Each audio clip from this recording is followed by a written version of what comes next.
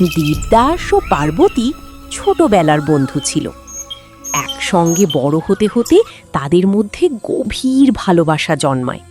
কিন্তু সমাজের ভেদাভেদ ও পারিবারিক অহংকারের কারণে তাদের বিয়ে হয় না। দেবদাসের পরিবার পারোর পরিবারকে নিজেদের সমকক্ষ মনে করত না। অপমানিত হয়ে পারোর পরিবার তার বিয়ে অন্য এক ধনী জমিদারের সঙ্গে দিয়ে দেয়। পারো মন থেকে দেবদাসকে ভালোবাসলেও পরিবারের সিদ্ধান্ত মেনে নিতে বাধ্য হয়। এদিকে দেবদাস নিজের ভুল বুঝতে পারে, কিন্তু তখন অনেক দেরি হয়ে গেছে।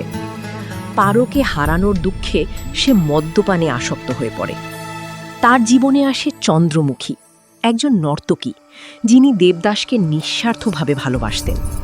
কিন্তু দেবদাস পারোর স্মৃতি ভুলতে পারেনি। ধীরে ধীরে মদ্যপান ও কষ্টে দেবদাসের শরীর ভেঙে পড়ে।